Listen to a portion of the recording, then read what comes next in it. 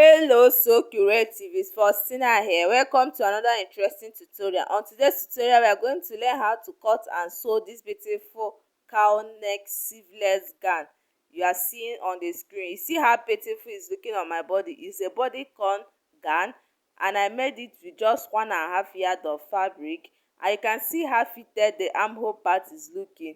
So on this tutorial, I'm going to teach you how you can get your perfect armhole curve and how you can get your cowl neck with a free hand. So this particular tutorial, we did not use any pattern. We cut directly on our fabric. So this tutorial is fully loaded. You can see how every part of my body is looking so fitted without any gaping, even though we cut with our fabric directly. So if it's something that you would like to watch, please keep watching. And this is the fabric that we made use of. Is 1.5 yard of poly fabric, our scissors, our tape rule. So we now start folding our fabric. So I've gone ahead to fold our fabric into 4 places because we are cutting both the front and the back together. So I firstly folded my fabric into 2 equal halves before I now fold the second one, leaving 1-inch zipper allowance. If you watch closely, you can see that I have zipper allowance. So after folding my fabric, I'll go ahead to mark out my starting line. So after getting my starting line, I'm going to go ahead and minus from my shoulder to my waist value from my gown length in order to get the length of my gown, because we are firstly going to cut out the down part. So after getting the length of my gown, I'm going to now start marking from my waist to my hip line into several places in order to get a straight line. And after marking my waist to my hip, I'm also going to mark out my waist to my knee line into several places in order to get a straight line. So after getting all our vertical lines, we now start marking our horizontal line. So for our horizontal lines are our body circumferences. So in order to mark our body circumferences, we are going to start marking from the zipper side, but we are not going to mark exactly from the zipper. If you watch where I'm placing my tape, we are marking from the folded part of our fabric minusing the zipper. So from the folded part of our fabric, I'm going to impute my waist divide by 4 plus 1-inch sewing allowance. I'm also going to do the same to the hip area. So for our knee, I'm going to minus the value I have on my knee. I'm going to minus 1.5 inches from it, and I'm going to impute the remaining value on the knee in order to give it that pencil effect. So that is to say, if I have 9.5 on the hip, if I minus 1.5, I will be having 8 inches. So that 8 inches is the value I'm going to add on my knee measurement. So for the hem part, the 8 inches that I added on my knee is what I'm also going to add on the hem part of my gown, and I'm going to rule it out in a straight line to meet my new line. And our down part of our gown is basically ready. We now go ahead and cut it out. So after cutting it out, we are going to keep it aside, and we now start working on the upper parts. So see how I'm trying to cut our fabric. And also note that because our fabric is a very stretchy fabric, in order to get a fitted or bodycon fitting, you are going to minus 2 inches from your actual body measurement. That is to say, if my bust circumference is 36, I'm going to minus 2 inches from that 36, and I will be left with 34. So that 34 is what I'm going to use to cut my bust circumference. I'm also going to do the same thing to the waist, to the hip, and other parts of my body. Only the round part of my body, the vertical part of my body remain the same value. So after cutting our down part, we now start marking the upper side. So we now start marking the back part of the upper side. So I went ahead to mark out our starting line, and I'm going to rule it out with my pattern curve. So after ruling it out, from our starting line, I'm going to impute my shoulder to my waistline into several places, and after which I'm also going to rule it out in a straight line. So from one edge of the folded fabric, I'm marking out our center back. So I came in by 2 inches in order to get our center back. The remaining 2 inches will now serve as our zipper allowance while drafting the pattern. So I'm marking out my armhole depth. So how do you get your shoulder to your armhole depth? Your bust divide by 6 inches plus 1.5 inch allowance and plus 1 inch slope allowance. So I now went ahead to mark out my shoulder divide by 2 and also input it on my armhole depth in order to get a straight line, after which I came down by 1 inch and now slope it to my neck width of 3 inches. So for my neck depth, I came down by 1 inch and I curve it to my neck width. So on the weight, on the center back, I'm going to come in by 1 inch. I'm going to now taper it all the way to our neck depth in order to get a slanty center back. Our center back is not straight, so this slanty center back will eliminate any zipper bulge or any bulging or gaping at the center back. So after getting that slanted center back, we are going to now go ahead and input our bust divide by 4 plus 1 inch sewing allowance and also do the same to the waist part and now complete our armhole curve.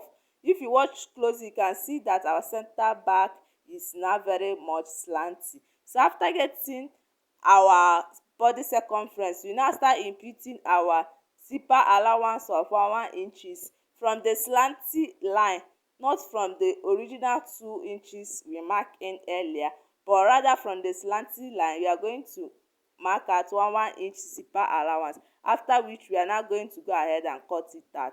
So our back pattern is ready.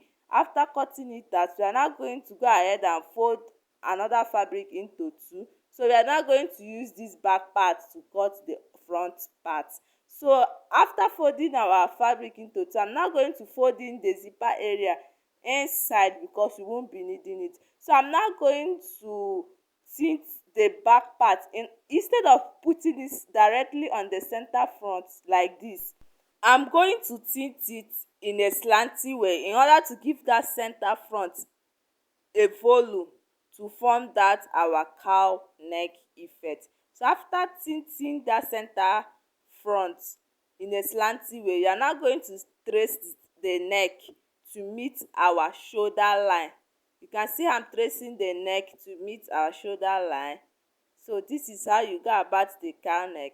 So you are going to trace it to meet our shoulder line. By so doing, you can see that our neck is a little bit wider and has much volume than the normal neck that we know. So after which we are now going to trace the armhole and our body, and we are now going to go ahead and cut it. So while cutting the neck part, you are going to notch where your shoulder will start, because the neck and the shoulder is looking the same way. So you are going to now notch where your shoulder is starting in order to differentiate your neck from your shoulder. So after differentiating your neck from your shoulder, you now go ahead and cut the other part of your body. So after cutting it, this is what you are going to have when you open up your front pattern. And if you bring your two shoulders to close together, this is how your cow neck will fall on its own. You don't need to stress it, it will now fall very well on its own. You see how beautiful the cow neck part is looking. So this is how you go about it. So we will now go ahead and start cutting out the facing that we are going to use and turn the neck part of our cow neck and also for our back. So this is how you cut out the face. I went ahead to fold our fabric into two. I also folded our center front into two as well. So I'm going to place the upper front on the folded fabric, and I'm going to trace out the neck area and also the shoulder area. But for the shoulder area, I'm going to just trace out 2 inches because the facing is not going to enter our armhole area. So after tracing out the 2 inches, you can see what I did there. I also went ahead to differentiate our neck from our shoulder like I did on the main fabric. And after differentiating it, I went ahead to mark out 2 inches on the shoulder, and I go ahead and curve it on the down part like so. You see how I curved the down part? So this is how you go about your facing. And after cutting it, we are also going to go ahead and cut out the back facing the same way we did to the front. So after cutting the front facing, now I'm going to now keep the remaining pieces aside, flip my front fabric open and also the facing open. So I'm going to now place the facing on the right side of the fabric, and I'm going to now sew from the part that we notch. I'm going to now sew from that notch part half inch all the way to the other notch part. So the remaining other part will serve as our shoulder. So after sewing by half an inch, I'm going to top stitch it and now flip the facing to the wrong side of our fabric, and I'm going to keep it aside and also go ahead and cut out the back facing of our beautiful gown. So I'm equally going to fold the fabric into two again, and now also trace out the neck of our back gown, and also cut it the same way I cut out the front pattern. So I'm going to cut it off camera and come and show you. So after cutting your back facing, this is what you are going to have. This is how your back facing should look. I am also going to sew half an inch and top stitch it and also flip it to the wrong side. So I quickly move over to my sewing machine and go and sew it and come and show you. So I've gone ahead to sew it. If you watch closely, you can see that our facing is being welly top stitched and is looking so neat. So I'm going to use this my iron to iron it flat, and also use our hemming gun to hem the facing down to our main fashion fabric, so that the facing will not be flipping up and down. You can see how I'm placing the hemming gun underneath the facing, and I'm going to use my hot iron to iron it flat so that it will lap on our main fashion fabric, so that the facing will not be flipping up and down. And by so doing, we have also ironed the neck of our beautiful cow neck gown, and also the front part will also look very beautiful and neat. And I'm going to repeat the same thing to the back side as well. I'm going to open up the facing, insert my hemming gun underneath it, and I'm going to now use my iron and iron it very flat. I'm also going to do the same thing to the other two sides before we now proceed in joining the front, the upper part and the down part together. So we will now start joining the upper part to the down part together. So what we are going to do is just basically find the center of the upper part and also find the center of the down part, the front two front side, and we are going to now flip the front the upper part to meet the down part, and we are going to use our office pin and pin it down, and go ahead and sew by half an inch on our sewing machine. And I'm going to keep the front part aside and also do the same thing to the back side. So for the back side, we are going to now start sewing from the zipper allowance. You can see that the two zipper notches that I have, I'm going to match the zipper allowance together and now pin it down, and also go and sew by half an inch on my sewing machine. So I quickly go ahead and sew by half an inch and now come back and show you what we are going to do on the next step. So I've gone ahead to join the upper waist to the down waist, and this is the front part. I've also do the same thing to the back, and we are now going to start joining the front and the back together from the shoulder.